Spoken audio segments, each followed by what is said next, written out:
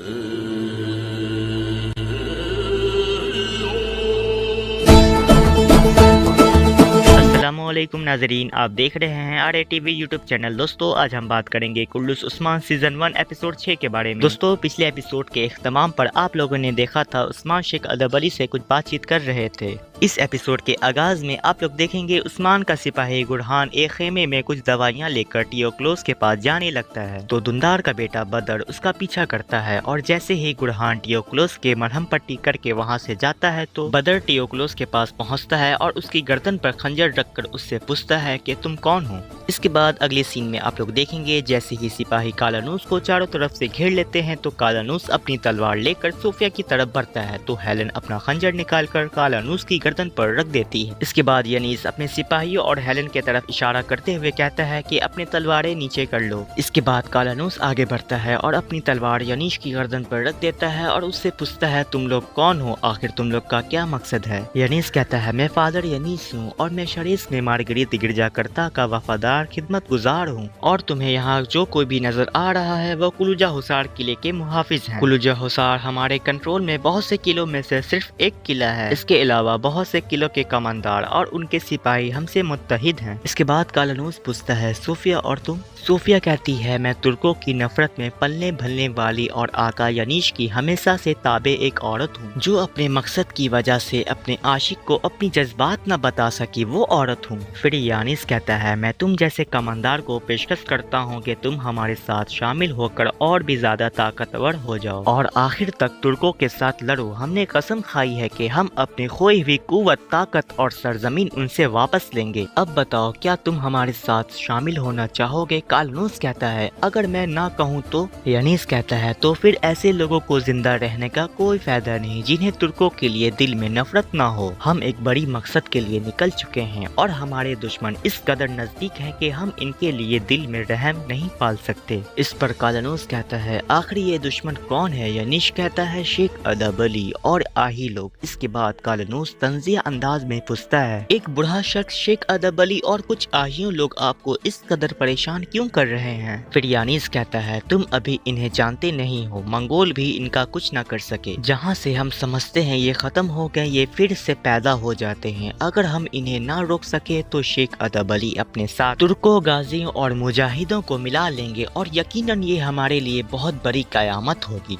अब तुम मेरे सवालों का जवाब दो, क्या तुम हमारे इस हदफ में हमारे साथ हो। इसके बाद कालानूस यानीस से अपना हाथ मिलाता है और कहता है मैं अपनी सांस तक आपकी अतात करूंगा। इसके बाद अगली सीन में आप लोग देखेंगे बमसी दुंदार से कहते हैं हुजूर हर कोई तलवार चलाने और बदला लेने के लिए आपके हुक्म का मुंतजिर है, लेकिन आप चाहते हैं कि जंग ना हो, आखिर ऐसा क्यों है। दुंदार कहता है बमसी साहब मैं आपके गुस्से और आपके गम का एहतराम करता हूँ, लेकिन क्या सारी सूरत हाल जाने बगैर जंग करना क्या अकलमंदी होगा। बमसी गुस्से में जवाब देते हैं और कहते हैं अगर जंग अकलमंदी की मोहताज होती तो कभी कमजन लोग ज्यादा पर हावी ना होते। हमारे जिरगे में सिर्फ दिल की कमी है और हिम्मत नहीं है किसी के पास। इसके बाद बदर बोलता है और कहता है मेरे बाबा ने अपना दिल और अपनी जिंदगी अर्तुल साहब के रास्ते में डाल दिए हैं और इस रास्ते में बचपन से अपनी बहादुरी साबित की, लिहाजा बेहतर होगा कि कोई मेरे बाबा के बहादुरी पर सवाल न उठाए। ये सुनकर बमसी को बहुत गुस्सा आता है। इसके बाद गुंदूस कहता है हमने उन्हें तिजारत का कहा लेकिन उन्होंने हमें धोखा दिया और आपका बेटा आइबर शहीद हो गया और मेरा भाई उस्मान अंधे कुएं में अपनी एड़ियां रगड़ रहा है। हम जानते हैं कि हम जंग के माहिर हैं लेकिन सब्र भी हमारा रहनुमा है, इसीलिए मैं चाहता हूं जब तक उस्मान की खबर न आए तब तक कोई हरकत न की जाए। इसके बाद अगले सीन में आप लोग देखेंगे उस्मान कबीले में वापस पहुंचता है और उसके साथ बाला हातून का घोड़ा भी होता है। बाला हातून के घोड़े की तबीयत बाजार में खराब हो जाती है, इसलिए उस्मान उस घोड़े को इलाज करवाने के लिए अपने कबीले ले आता है। उसके बाद उस्मान मरकजी खेमों में पहुंचता है और सबको मुखातिब करते हुए कहता है जब हदफ सामने हो तो इंतजार बहादुर का शिकार करा देता है। तो मेरे मौजिज सरदारों कुलूजा हसार के फितनों से लड़ने का वक्त है, लेकिन तलवार से की गई जंग सिर्फ काफिरों की रूह बढ़ाएगा। हम सबसे पहले दुश्मन के मजबूत एज़ा को तोड़ेंगे और फिर एक एक करके उसके तमाम अज़ा उसके जिस्म से अलग कर देंगे। और वक्त आ गया है दीवार के पीछे छुपे दुश्मन के सीने में खंजर गाड़ दिए जाएं। इस पर गुंदूस कहता है मेरे भाई लगता है तुम बहुत बड़े हो गए हो और तजुर्बेकार भी। उस्मान कहता है भाईजान इस जगह ना तजुर्बेकारी की कोई जगह है और न ही सबसे बड़े ना तजुर्बेकारी की तिजारत की रस्सी पकड़कर काफिरों की कुएं में उतरना। हमें ऐसे दुश्मनों का सामना है जिन्होंने अपने हकीम को मारा और हमारे लिए बेशुमार मंसूबे बनाए और मेरे भाई आइबस को शहीद करके जंग की इब्तदा की। ये जंग का नहीं बल्कि शहादत का वक्त है। मैं चाहता हूँ आज इस जिरगे में काफिरों के साथ जंग का फैसला हो जाए, लेकिन इसका फैसला हमारे सरदार दुंदार साहब करेंगे। ये सुनकर वहाँ तमाम सरदार उस्मान की बात से इत्तेफाक करते हैं। जब दुंदार ये तमाम सूरत हाल देखता है तो वो कहता है रवायात के मुताबिक इस जंग का फैसला हमारे हकीकी सरदार यानी अर्तुगरुल गाजी करेंगे। उनके आने तक हमें सब्र करना होगा।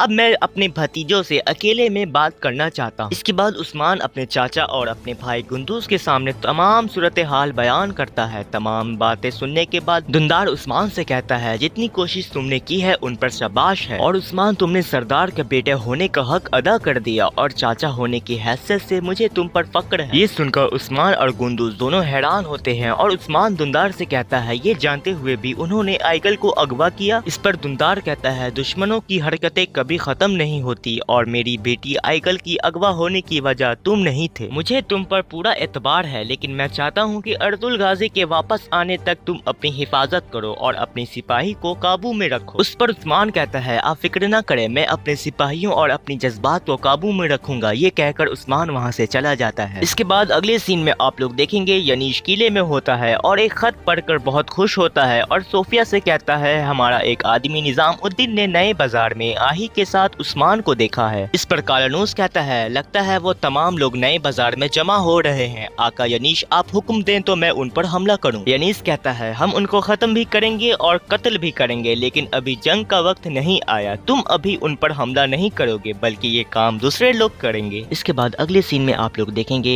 उस्मान बाला खातून के घोड़े का इलाज करते हुए कहता है चाचा जान मेरी पीठ पीछे बड़बड़ा रहे होंगे। उनकी जुबान इतनी मीठी कब से हो गई, मुझे इस बात की हैरत है और ये कोई अच्छी अलामत नहीं। इसके बाद उस्मान के पास आइगल खातून आती है और कहती है उस्मान मैं आपका काफी देर से इंतजार कर रही थी। उस्मान कहता है यकीनन तुम अपना गुस्सा मुझसे इजहार करने आई हो क्योंकि मेरी वजह से तुम कितनी मुश्किलात से गुजरी हो। आइगल कहती है नहीं मुझे तो आपका शुक्रिया अदा करना था, अगर मैं यहाँ जिंदा हूँ तो सिर्फ आपकी वजह से। खैर आप मुझे ये बताएं कि ये घोड़ा किसका है। इसके बाद उस्मान उससे कहता है जिस लड़की ने मेरी जान बचाई थी ये उसी का घोड़ा है। इस घोड़े को किसी ने जहर दे दिया था और मैं इसका इलाज कराने हमारे कबीले ले आया। बुरचन पीछे खड़ी होकर सारी बातें सुन लेती है और फिर जब आइगल वहाँ से जाने लगती है तो बुरचन आइगल खातून से कहती है तुम अपनी आंखें खोलो, अगर कोई शख्स किसी लड़की का घोड़ा अपने कबीले ले आता है तो इसका मतलब है कि उसका दिल लग गया है। ये सुनकर आइगल खातून बहुत उदास हो जाती है। इसके बाद अगले सीन में आप लोग देखेंगे हेलेन सोफिया से कहती है टियोक्लोस अभी तक वापस नहीं आया, अगर उस्मान ने उसे पकड़ लिया हुआ और उसका मुंह खुलवा लिया तो हमारे लिए बहुत मुसीबत हो जाएगी और हालात मजीद बिगड़ जाएंगे। ये सुनकर सोफिया अपने कमांडर अंद्रास को हुक्म देती है और कहती है मैंने टियोक्लोस को उस्मान के पीछे भेजा था लेकिन वो अभी तक वापस नहीं आया, फौरन उसे जाकर तलाश कर लेकर आओ। इसके बाद अगले सीन में आप लोग देखेंगे उस्मान अपने साथियों के साथ एक खेमे में बैठा होता है और बमसी से कहता है टियोक्लोस हमारे कब्जे में है और यकीनन वो हमें आइबस के कातिलों तक पहुंचाएगा। इस पर बमसी कहते हैं मैं जानता हूँ बेटा, जब तक तुम आइबस के इंतकाम नहीं लोगे तब तक तुम्हें सुकून नहीं आएगा। इसके जवाब में उस्मान कहता है सारी दुनिया के इबरत के लिए अगर मैं इन काफिरों को टुकड़े टुकड़े न कर दूं तो मुझे अर्तुगरुल गाजी का औलाद न कहना। इसके बाद खेमे में उस्मान का सिपाही गुरहान आता है और कहता है हुजूर टियोक्लोस फरार हो गया है। ये सुनकर उस्मान खड़ा हो जाता है और उसको बहुत गुस्सा आता है और वो कहता है टियोक्लोस आखिर कैसे भाग सकता है, क्या मैंने उसे तुम्हारे हवाले नहीं किया था, क्या मैंने तुम्हें नहीं कहा था तुम उसकी हिफाजत करना, एक रस्सी से बंधे आदमी की तुम हिफाजत न कर सके और वो कैसे फरार हो गया। गुरहान कहता है हुजूर आपके हुक्म के मुताबिक मैंने उसका इलाज किया और जंगल में शिकार के लिए चला गया ताकि वो भूख से ना मर सके, लेकिन जब मैं वापस आया तो रस्सियां कटी हुई थी और टियोक्लोस वहाँ मौजूद नहीं था। मेरे पीछे कोई आया और टियोक्लोस को वहाँ से भगा कर ले गया। इस पर उस्मान कहता है आखिर इतनी जुर्रत कौन कर सकता है, वो यकीनन किले वापस गया होगा और मैं उसे ढूंढने के लिए तक जाऊंगा और उसे गले से पकड़ कर उसे सूली पर लटकाऊंगा ताकि दोबारा किसी की हिम्मत न हो सके मुझ पर हाथ उठाने की या मुझसे गद्दारी करने की। इस पर बमसी कहते हैं उस्मान عثمان हो सकता है किले में पहले ही कोई मंसूबा तैयार किया हुआ हो। उस्मान कहता है बमसी साहब आप फिक्र न करें, मैं टियोक्लोस के लिए किले को कब्रिस्तान बना दूंगा ताकि एक को दी गई सजा तमाम लोगों के लिए इबरतनाक बन सके। इसके बाद उस्मान शमसा से कहता है अब किले पर हमला करने का वक्त है। ये सुनकर शमसा बहुत खुश होता है और कहता है हुजूर मैं तो कब से इंतजार में था कि कब मेरी तलवार को काफिरों का खून लगेगा और वो दोबारा से सैराब होगी। मैं आपका बहुत शुक्रगुजार हूँ कि आपने मुझे चुना। इसके बाद अगले सीन में आप लोग देखेंगे बदर दुंदार से कहता है मुझे आपसे कुछ उस्मान के बारे में बात करनी है। उस्मान ने सोफिया के एक शिकारी को कैदी बना लिया था। ये सुनकर दुंदार फौरन खड़ा होता है और कहता है वो कहाँ है और उसे किसने भेजा है। इस पर बदर कहता है आप फिक्र ना करें, मैं उस आदमी को उस्मान के हाथों से भगा लाया हूँ। मैंने उससे मालूमात की है उस्मान के किले से भागने के बाद सोफिया ने उसे उस्मान को पकड़ने के लिए भेजा था। इस पर दुंदार कहता है ये बात फौरन जाकर गुंदूज को बताओ, ये खबर बहुत सी लोगों को एक बड़ी जंग से बचाएगी। और दोस्तों ये एपिसोड यहाँ पर खत्म हो जाता है। आप देख रहे थे RATV यूट्यूब चैनल। मिलते हैं अगले एपिसोड में, तब तक के लिए अल्लाह हाफिज।